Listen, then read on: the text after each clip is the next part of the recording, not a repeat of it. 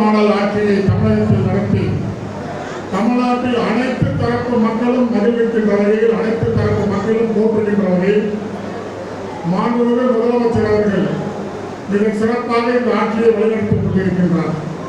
ஒவ்வொரு நாளும் ஒவ்வொரு திட்டங்கள் மக்களுக்கு தேவையான அடிப்படை வசதிகளை நிறைவேற்றி தருகின்ற வகையில், மாணவ செல்வங்களுக்கு ஏற்ற வகையில், விளையாட்டு வீரர்களை ஊக்கப்படுத்துகின்ற வகையில், எல்லா தரப்பினரும் வரவேற்கக்கூடிய வகையில் அனைத்து திட்டங்களையும் வடிவமைத்து இந்த தமிழகத்தை மிக சிறப்பாக இந்தியாவிலேயே நம்ம ஒன் மாநிலமாக வழிநடத்திக் கொண்டிருக்கின்றார் நம்முடைய தமிழகத்தின் முதல்வர்.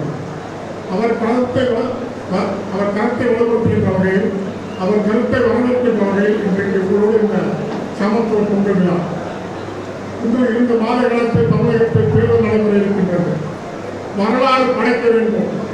தொடர்ந்து இந்த சைதை சட்டமன்ற தொகுதி கழகத்தின் கோட்டையாக திறந்து வேண்டும். மீண்டும் இந்த சைதை தொகுதியில் களங்காணி இருப்பவர் நம்முடைய மக்கள் மருத்துவ மற்றும் மக்கள் நல்வாழ்வுத்துறை அமைச்சர் மா. சுப்பிரமணியன் அவர்கள் தான் 4வது முறையாக இன்றைக்கு மீண்டும் சைதை தொகுதியில் களங்காண இருக்கின்றார்.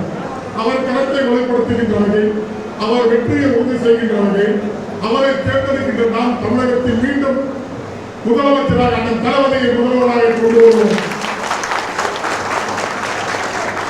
அந்த சிறப்பான ஆட்சிக்கு மக்கள் அளிக்கின்ற அங்கீகாரமாக இந்தியாவிலேயே, அதுவும் தமிழகத்தில் மீண்டும் ஒரு புரட்சியை செய்தார், மீண்டும் சிறப்பான ஆட்சியை தந்தார். மக்கள் இன்றைக்கு அவர்கள் ஏகமனதாக வரவேற்கின்றார்கள். அவர்தான் தமிழ்நாட்டை தலை தூக்குகின்றார். தமிழகத்தை தலை முடியாவிடாமல் ஏதோ சதிக்காக ஆதிக்கத்தெல்லாம் தகர்த்தெறிந்து இன்றைக்கு தமிழகத்தை வஞ்சிக்கின்ற அந்த குடும்ப ஆட்சியை கொடுத்திருந்து அவர்களெல்லாம் பாடம் குறைக்கின்ற வரையில் மீண்டும் உன்னதமான ஆட்சியை தமிழகத்தில் தர வேண்டுமானால் சைதை சட்டமன்ற தொகுதியான மா. சுப்பிரமணியன் மீண்டும் அதிக வாக்குகள் வித்தியாசத்தில் வென்று பெறணும்.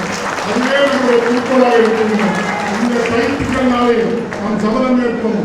2026 தேர்தலில் அமோக வாக்குகள், சென்னையிலேயே அதிக வாக்குகள் வித்தியாசத்தில் வெற்றி பெற்றால் என்ற செய்தி இந்த கைப்பொங்கல் நாளில் சபதம் ஏற்போம் என்று சொல்லி உங்கள் அனைவருக்கும் வருகை தந்து சிறப்பித்த அனைவருக்கும் என்னுடைய தமிழர் திருநாள் நல்வாழ்த்துக்களை தெரிவித்து மீண்டும் ஒரு முறை மண்டலத்தின் நிர்வாகிகளும் மண்டலத்தின் செயலாளருக்கும் என்னுடைய நன்றியை தெரிவித்து விடைபெற்றுக் கொள்கிறேன். நன்றி, வணக்கம்.